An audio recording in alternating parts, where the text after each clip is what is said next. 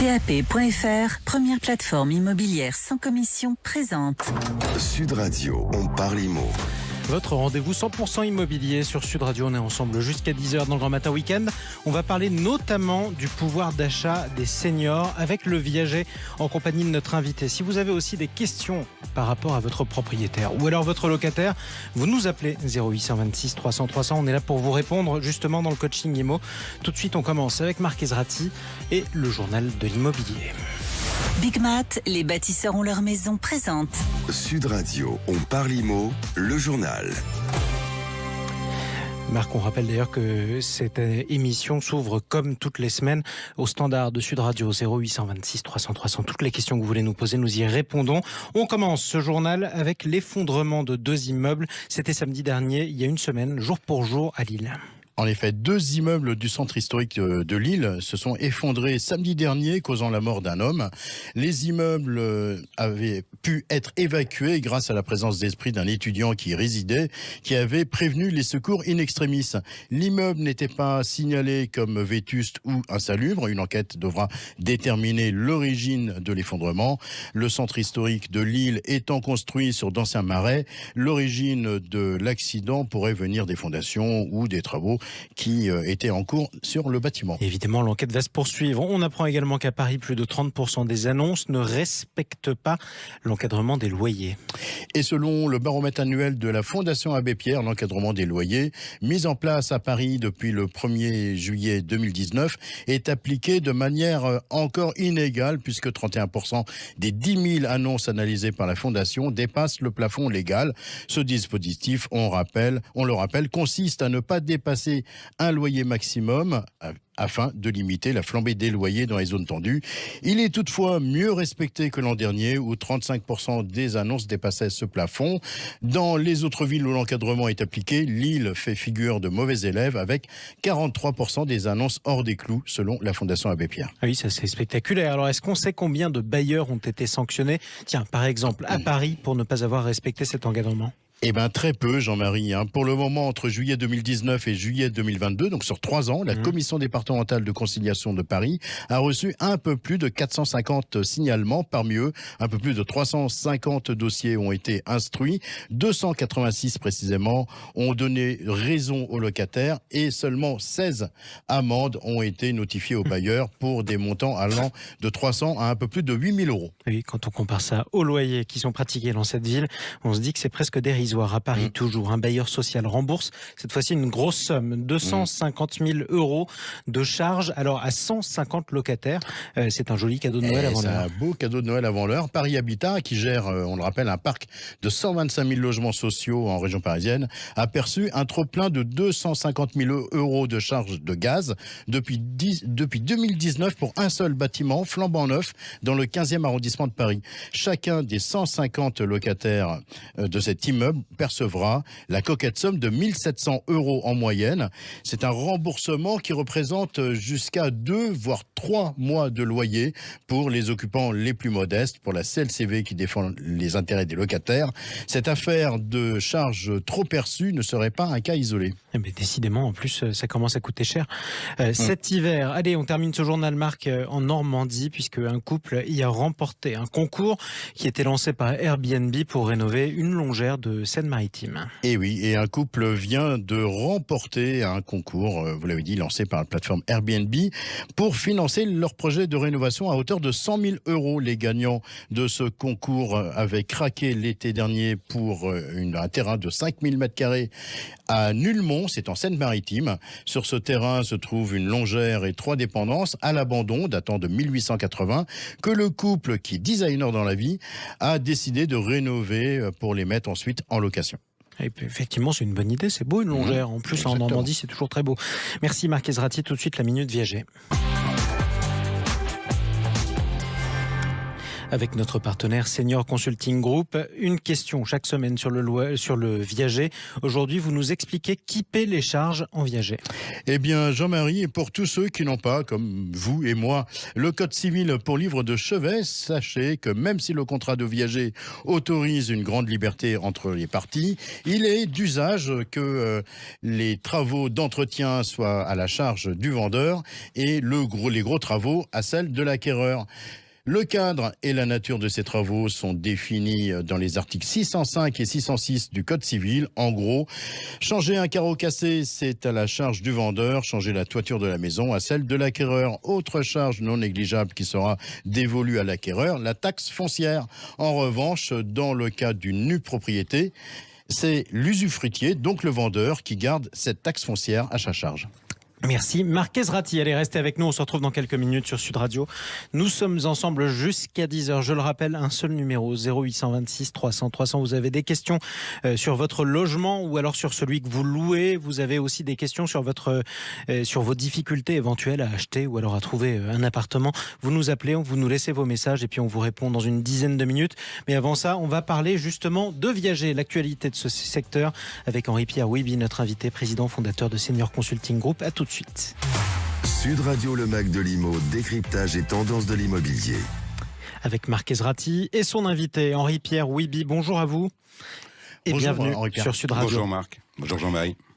Et oui, alors aujourd'hui, on va parler de viager, guerre en Ukraine, crise sociale ou encore crise énergétique. Beaucoup de Français s'inquiètent pour l'avenir et subissent déjà les conséquences de ces multiples crises. Avec une inflation galopante, de nombreux Français souffrent de la hausse des prix. Dans cette situation de crise et avec un pouvoir d'achat qui se réduit comme peau de chagrin, on s'inquiète pour les seniors qui ne touchent bien souvent qu'une petite retraite ou pas de retraite du tout. Alors, que faire ? Eh bien, pour ceux qui ont la chance d'être propriétaires de leur logement, c'est le cas de 82% des retraités, il y a un moyen, le viager. Henri-Pierre, on l'a dit, vous êtes fondateur et directeur général du Senior Consulting Group. On rappelle que c'est une société qui fait de la valorisation patrimoniale et notamment du viager. Est-ce que le viager, c'est la solution miracle pour aider les seniors aux faibles revenus à sortir de l'impasse ? Alors, miracle, je sais pas. En tout cas, le viager est une véritable solution aujourd'hui sociétale, puisque c'est le moyen de transformer un patrimoine dormant, de la pierre, en liquidité. Après, le viager répond à des codes bien précis et il faut être vraiment très précis dans l'analyse de pourquoi je veux vendre en viager, quel est mon projet de vie, quel est le but. Je dis souvent que le sous-jacent, c'est un bien immobilier, mais que ça répond avant tout à un projet de vie. Est-ce que je veux faire donation ? Est-ce que c'est pour me créer un complément de revenu ? Et c'est là où il faut avoir affaire à des consultants experts qui vont analyser le côté patrimonial, matrimonial et fiscal. Donc pour répondre à votre question, Marc, oui, le viager est une solution. Maintenant, miracle, pas encore. Alors, Henri-Pierre, comment justement on fait pour générer du capital avec un viager ? Alors, déjà, il faut être propriétaire de sa résidence principale ou secondaire. Et là, on va procéder à une étude. Déjà, est-ce qu'on veut être sur un viager occupé, c'est-à-dire y rester toute ma vie, ou être sur un viager libre, où là, on veut quitter le bien et se créer des ressources complémentaires. Là, après, on va analyser quelle est la meilleure solution. Toucher un capital important, ce qu'on appelle le bouquet. Et je le rappelle, il n'est absolument pas obligatoire. Il fait pas partie du Code civil. C'est une option que l'on peut avoir pour se dégager des revenus immédiats, pour faire des donations, pour faire des travaux. Et après, on va calculer une rente viagère par rapport à l'espérance de vie qui va permettre de se créer un complément de revenus à vie, c'est-à-dire qui ne s'épuise pas jusqu'à la fin de ses jours et qui peut permettre d'aménager son habitat, d'avoir plus de services ou consommer plus de loisirs dans une première partie de sa vie. Combien d'argent on peut espérer gagner avec un viager ? Ça dépend de plein de paramètres. Et c'est là où il faut vraiment avoir affaire à un professionnel. Ça dépend déjà de la valeur de son bien, ça dépend de son âge, ça dépend de si on est seul ou si on est en couple, ça dépend de si on est un homme ou une femme, ça dépend aussi de l'emplacement, parce que bien évidemment, ça répond aussi à un marché. Il y a un marché d'investisseurs et suivant où on se place aujourd'hui en France, on répond pas aux mêmes besoins du marché. Donc c'est tous ces paramètres qu'on analyse et qui permettent de trouver la meilleure solution. Comment ça se répartit entre le bouquet et les rentes ? Eh ben, Marc, je vous dirais, ça dépend de ce que vous voulez. D'accord. C'est-à-dire que si je veux plus de bouquets et de votre projet de vie. Après, on apporte un conseil. bien évidemment derrière, parce que il est important que le bouquet et la rente ne soient pas déséquilibrés pour que qu'on puisse trouver un investisseur de l'autre côté. Alors, on en parle, nous, toutes les semaines. On a différents types de viagers. Viagers occupés, viagers libres, vente à terme, nue propriété.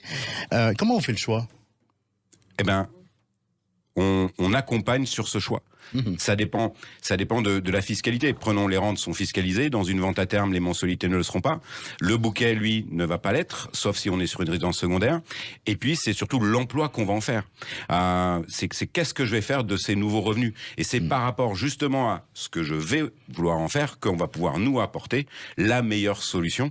Comme vous l'avez cité, il en existe d'autres encore plus pertinentes, puisqu'il y a des rentes différées par rapport à l'âge. Il y a plein de choses aujourd'hui qu'on a mis en place justement pour répondre et avoir la meilleure solution. Alors, dites-moi, parmi les idées reçues, on dit souvent qu'en viager, c'est un peu déshériter ses enfants. En ces temps de crise du pouvoir d'achat, personne n'a envie de laisser ses enfants dans la panade. Qu'est-ce que vous répondez à ça ? Alors, j'ai jamais compris ce préjugé qui touche au viager. Le viager n'est pas un déshéritage. Le viager a juste pour objet de sortir un bien immobilier d'un actif successoral. C'est-à-dire que moi, j'ai 75 ans. Demain, je vends mon bien pour aller en maison de retraite ou pour aller en location parce qu'il est trop grand. Je fais exactement la même chose que dans le viager. Le viager, lui, par contre, offre la possibilité de toucher des revenus et de rester chez soi. Mais donc, ça ne déshérite absolument pas les enfants. Et puis, je vous dirais, Marc, que même si j'ai vendu en viager, que mes enfants donc n'auront plus le bien dans l'actif successoral, qu'est-ce qui va se passer ? Je vais avoir de l'argent, des revenus supplémentaires. Si je les consomme pas, ces revenus, eh ben, ils rentreront dans la succession. Et si je les ai consommés, c'est que j'en avais besoin. Et souvent, et il faut savoir que 30% des clients que l'on a, ils vendent en viager pour faire des donations et justement pour aider les enfants, pour aider les petits-enfants. Vous savez, aujourd'hui, la vie est complexe entre les divorces, entre une nouvelle vie. Il faut absolument pouvoir aider ses enfants et le viager le permet. Allez, j'ai une dernière question. Est-ce que le viager, ça marche ? Est-ce que ça marche auprès des investisseurs comme auprès des seniors d'ailleurs ? Oui. Ça répond à une vraie problématique aujourd'hui. Comment financer son bien vieillir ? Et quand je dis bien vieillir, aujourd'hui, à 65 ans, vous avez 25 ans d'espérance de vie à financer.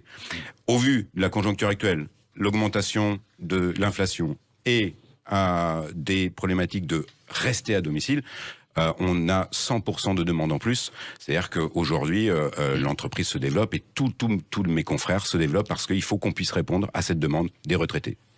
Vous avez un site internet, vous pouvez le rappeler ? Oui, c'est seniorcg comme consultinggroup.com, tout simplement. Merci beaucoup Henri-Pierre Ouibi, donc président et fondateur de Senior Consulting Group. Merci d'avoir fait le déplacement jusqu'au studio de Sud Radio ce matin. Très bon week-end à vous.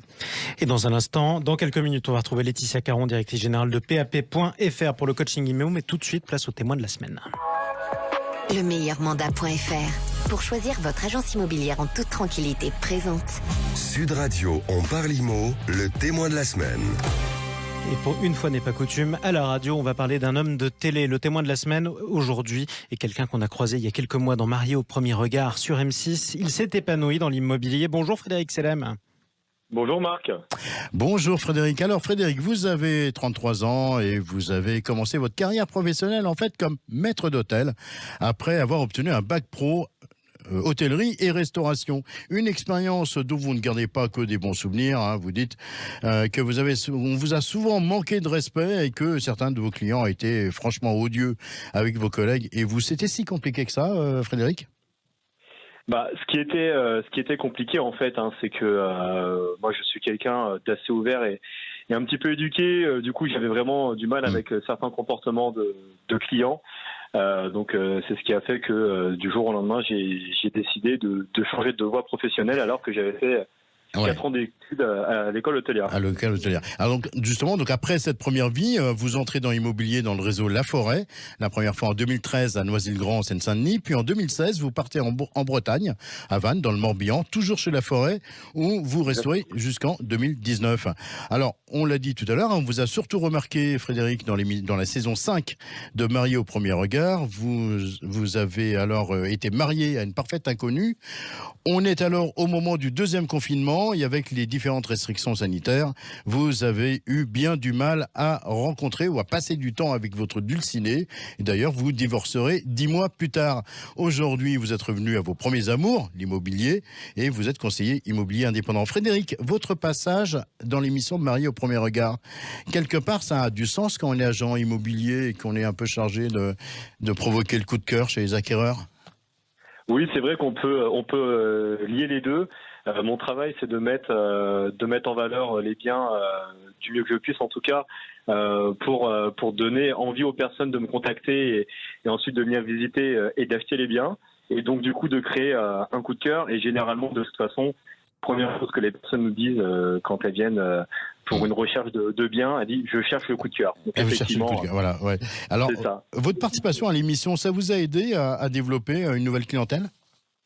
Complètement. C'est vrai qu'aujourd'hui, avant ce passage à l'émission, je devais faire énormément de prospection terrain, appeler des particuliers qui vendaient en vente, leur biens en vente sur le Bon Coin. Aujourd'hui, j'ai une autre technique de prospection parce que je suis aussi crédible au bout de 10 ans auprès de mon entourage et également sur les réseaux sociaux où je communique beaucoup sur mes succès dans l'immobilier. Et donc, du coup, c'est vrai que cette prospection-là des réseaux sociaux m'amène des clients que je ne pouvais pas toucher avant via les réseaux sociaux. Alors, l'immobilier, c'est, on sera d'accord, je pense tous les deux, une histoire de rencontre. C'est une histoire de rencontre. On fait de rencontres magnifiques, que ce soit avec un acheteur ou un vendeur. Pour la petite anecdote, j'ai des clients vraiment que j'ai sortis d'un embarras financier vraiment très mauvais. Et ils ont fini par me demander d'être le témoin de leur mariage. De leur mariage. On fait des belles rencontres. Effectivement. Pour vous, Frédéric, c'est quoi les qualités que doit avoir un bon conseiller immobilier? Alors, un bon conseiller immobilier, pour moi, il doit avoir de l'empathie, il doit avoir une force de travail assez intense, parce qu'on fait un métier qui est difficile. Il faut qu'il ait envie, il faut qu'il soit joyeux, il faut qu'il ait une faculté de s'adapter aux clients qu'il a. Et surtout, il n'est pas peur qu'on lui dise non. Merci Frédéric Salem de nous avoir consacré un peu de temps ce matin sur Sud Radio. On vous souhaite un très très bon week-end à vous. Et plusieurs bons mariages à venir. En tout cas, avec vous, merci à vous pour votre témoignage sur Sud Radio. Restez avec nous, on se retrouve dans un instant. C'est le moment de nous téléphoner, chers amis. 0826 300 300. Vous avez un logement, vous le louez, vous voulez l'acheter. Au contraire, vous avez un problème avec votre propriétaire, avec votre locataire. 0826 300 300. Vous nous appelez, on vous répond. On répond à vos questions dans un instant avec Laetitia Caron. À tout de suite. PAP.fr, première plateforme immobilière sans commission présente. Sud Radio, on parle immo. Votre rendez-vous 100% immobilier, comme tous les samedis, jusqu'à 10h sur Sud Radio, avec Marc Ezrati, avec Laetitia Caron, directrice générale de particulier à particulier, PAP.fr. Bonjour à vous Laetitia. Bonjour Jean-Marie. Aujourd'hui, vous répondez à l'une des questions qui nous a été posée au 0826 300 300. Cette question nous a été posée par Jean-Philippe. Bonjour à vous. Oui, bonjour à vous. Et bienvenue sur Sud Radio, vous êtes avec Marc Ezrati. Bonjour Jean-Philippe. Alors dites-nous tout là, qu'est-ce qui vous arrive? Alors je vous explique en 2 mots. Je suis propriétaire de 2 maisons. D'accord. Une première maison pour laquelle je n'ai plus de prêt immobilier et une seconde que j'ai achetée plus récemment et pour laquelle j'ai souscrit un emprunt. Pour obtenir cet emprunt, la banque m'a demandé à l'époque de garantir le prêt en mettant en hypothèque ma première maison. C'est ainsi que j'ai pu obtenir le crédit. Aujourd'hui, je souhaite vendre la première maison, mais j'aimerais conserver mon hypothèque qui est actuellement sur la seconde. Donc ma question est comment puis-je vendre, tout en conservant mon hypothèque. Eh ben, on va poser la question tout de suite à Laetitia. Laetitia, c'est d'ailleurs une situation assez originale que celle de Jean-Philippe. En fait, pas tant que ça, Marc. Ça arrive finalement relativement fréquemment. Alors, Jean-Philippe, moi, je vais bien vous reposer la question pour bien cerner votre problématique. Donc, si j'ai bien compris, la maison que vous voulez vendre sert de garantie à un prêt pour une autre maison que vous ne voulez pas vendre et pour laquelle il vous reste des échéances de prêt à rembourser. C'est bien ça? C'est bien ça. Ok. Alors, j'ai quand même une bonne nouvelle pour vous. D'abord, il est même tout à fait possible de vendre un bien hypothéqué. Et ça, quel que soit le type d'hypothèque. C'est une opération qui est assez courante et que les notaires maîtrisent parfaitement. Donc, a priori, il n'y a pas d'obstacle à votre projet. Ceci étant, il faut que vous sachiez qu'à l'occasion de la vente de votre maison, le notaire donc, va devoir contacter le créancier, c'est-à-dire la banque. D'accord ? Oui. Il va donc lui demander un décompte des sommes dues et la banque prêteuse, donc votre banque, va chiffrer le montant qu'il vous reste à rembourser, éventuellement y ajouter les éventuelles pénalités de remboursement anticipées. Et du coup, le jour de la vente définitive, le notaire devra virer à la banque directement le montant que vous restez lui devoir. Ça veut dire que si vous vendez votre maison sur laquelle il y a l'hypothèque, vous ne toucherez pas 100% du prix de vente. Et du coup, si vous comptiez empocher l'intégralité du prix, en partant du principe que cette première maison est déjà remboursée, alors ça ne sera pas possible. Ou alors, il va falloir agir différemment. Il y a des solutions, donc je vais vous les évoquer. Donc en gros, il y a 2 autres alternatives possibles. La première, c'est de faire une levée d'hypothèque. Et pour que vous puissiez lever l'hypothèque, il faut aller chez le notaire pour qu'il réalise une demande de levée hypothécaire. Sachant que cette démarche est payante, il faut grosso modo, alors c'est variable selon le prix, selon le montant du prêt. C'est en gros 1 600 € pour un prêt de 100 000 €. Et ensuite, c'est évidemment progressif en fonction du montant du prêt. Là, c'est pas tant le problème que ce soit payant. Votre problème à vous, c'est que le notaire ne pourra pas lever l'hypothèque tant que le prêt de la deuxième maison n'est pas remboursé. Et donc ça obligerait à ce que vous remboursiez ce prêt. Mais j'imagine que si vous avez appelé ce matin, évidemment, c'est que vous n'êtes pas en mesure de rembourser ce prêt. C'est bien ça. Okay. Non, c'est pas tout à fait ça. C'est pas que je suis pas en mesure de rembourser. C'est que je ne veux pas je veux conserver le prêt. D'accord. Ok. Je veux conserver le prêt. Voilà. Alors, dans ce cas, la solution que je vois et qui pourrait fonctionner, ce serait de faire acheter votre crédit par une autre banque en obtenant après avec un cautionnement bancaire de type crédit logement qui vous permettra d'éviter une hypothèque. En fait, c'est juste que il faut que vous puissiez continuer d'avoir une garantie sur la maison, mais quand même pouvoir vendre cette maison. C'est ça ? Oui, c'est bien ça. D'accord. Donc, c'est une solution qui pourrait fonctionner puisque la somme du nouveau prêt vous permettrait de rembourser le crédit que vous avez actuellement. Et une fois soldé, le notaire pourra procéder à la levée de l'hypothèque de la première maison. Et le jour de la vente définitive, vous récupérez 100% du prix de vente. Voilà, donc c'est ce que je vous recommande de faire. Et sinon, il y a également une alternative qui est de procéder à un transfert d'hypothèque sur un autre bien immobilier. Donc dans votre cas, ce serait de transférer l'hypothèque sur le bien qui est directement concerné par le crédit. Et ça peut-être répondre précisément à ce que vous souhaitiez. Alors ça, c'est quand même une opération qui demande de l'anticipation. Il faut anticiper d'environ 2 mois parce qu'il faut le temps que les démarches soient faites.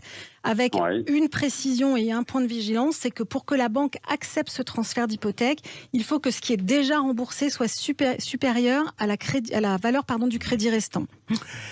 Merci Laetitia. Il faut que ce qui a déjà été remboursé soit supérieur à la... D'accord, ok. Exactement. Alors, c'est au minimum 51%, quoi. Exactement. Ouais. C'est ça. D'accord. On espère que vous y voyez plus clair. En tout cas, on espère aussi que vous allez trouver une solution, Jean-Philippe. Vous nous rappelez quand vous voulez. J'espère. Écoutez, c'est gentil à vous de m'avoir apporté ces réponses. Je vous en remercie. Écoutez, on vous en prie. Vous nous rappelez quand vous voulez au 0826 300 300. Et vous tous qui nous écoutez d'ailleurs, c'est le même numéro, quelles que soient vos questions, même les plus techniques comme celle-ci, puisque c'était un cas particulièrement pointu. Justement, on fait tout ce qu'on peut pour vous répondre sur Sud Radio. Tout de suite, le bien coup de cœur. Sud Radio, on parle IMO, les biens coup de cœur. Vous sont présentés par Préto, l'expert en ligne du crédit immobilier. Simulez combien vous pouvez emprunter sur Préto.fr. Laetitia Caron continue un petit peu avec vous et on va passer au coup de cœur PAP de la semaine. Oui, Marc. Oui. Alors, cette semaine, je vous emmène à Chaloux-Moulineux. Je suis sûre que vous ne savez pas où c'est et que ça vous dit peut-être rien. Chaloux-Moulineux, non. Alors, c'est dans le sud du département de l'Essonne. C'est un très joli village qui est, je dirais, assez facile d'accès. C'est à 15 km de l'autoroute A10 et tout autant de la gare RER d'Étampes. C'est un village avec école élémentaire, fibre optique et vraiment, c'est ravissant. Donc, on retient... Chaloux-Molineux. Exactement. Alors, Chaloux-Moulineux, donc c'est au sud de l'Essonne. Et qu'est-ce qu'on y trouve? Quelle est c'est une maison là-bas Alors en effet, je vous emmène voir une maison en pierre, typique des villages du bassin parisien. Il y a un intérieur ravissant, pierre apparente, poutres, tomates au sol, grande cheminée. Je vous fais pas tout le topo. Il y a même un escalier en pierre. C'est en général ce que cherchent beaucoup de personnes aujourd'hui. Joli jardin. Joli jardin. C'est une maison, un joli jardin de 715 mètres carrés. Vous voyez, il y a de la place. Et la maison elle-même est très grande puisqu'elle fait 285 mètres carrés, qui a 8 chambres. On peut inviter du monde, Marc. On peut inviter du monde. Voilà, donc c'est vraiment une maison sympa. Le DPE, il est comment la classe énergétique? Le diagnostic, on rappelle. De performance énergétique. Alors, il est bon surtout pour une maison ancienne. La maison est classée D, donc c'est bien. Le prix? Le prix, on est à 385 000 euros. Ça fait 1350 euros du mètre carré. Et surtout, ça montre que on trouve encore des maisons à ce prix-là en Ile-de-France, surtout des grandes maisons de ce type. C'est la grande couronne avec tout le charme de la grande couronne. Exactement. C'est charmant. Merci Laetitia. Bonjour Audrey Mulat. Bonjour Marc. Directrice du réseau Évidence à Montpellier où j'étais chez vous hier. C'était bien d'ailleurs notre rencontre hier. Hein. Tout à fait, c'était très bien, très bon moment d'échange. Allez, qu'est-ce que vous avez à nous proposer cette semaine? Alors moi, je vous amène dans le village de Tressan. Tressan, c'est une commune qui est située au centre du département de l'Hérault. On est pile à 40 minutes de Béziers et 40 minutes de Montpellier. D'accord. Alors, qu'est-ce qu'on y trouve? Voilà, je vais vous amener découvrir une maison tout aussi grande que celle que l'on vient de présenter. On est sur une maison qui va avoir 250 mètres carrés et elle est répartie aujourd'hui en 2 habitations distinctes, une maison de 150 mètres carrés en plein pied et un appartement entièrement rénové de 100 mètres carrés et qui dispose en plus d'une capacité d'aménagement de 100 mètres carrés supplémentaires pour les combles qui sont aménageables aujourd'hui. Ah oui, donc ça c'est vraiment intéressant. Qu'est-ce que la classe énergétique, le diagnostic de performance énergétique, il nous donne quoi? Alors là, on est sur une maison qui est classée E, ce qui est correct pour une maison ancienne, et on est au prix de 399 000 euros, ce qui fait 1 590 euros du mètre carré à peu près. Donc encore une fois, pour un projet avec de nombreuses possibilités, un prix très accessible. Merci Audrey Mulat, on vous retrouvera également la semaine prochaine. Les images présentées, de ces biens présentés par Audrey Mulat et Laetitia Caron, on les retrouvera dès la fin de l'émission sur les réseaux sociaux de Sud Radio. On peut et surtout appeler le standard 0826 300 300. Et sur toutes sortes de questions que vous auriez à nous poser. Merci à Laetitia Caron également, directrice générale de PAP.fr. On se retrouve samedi prochain, 9h20. On parle IMO jusqu'à 10h. Votre rendez-vous 100% immobilier. Sud Radio, on parle IMO. Avec PAP.fr, première plateforme immobilière sans commission.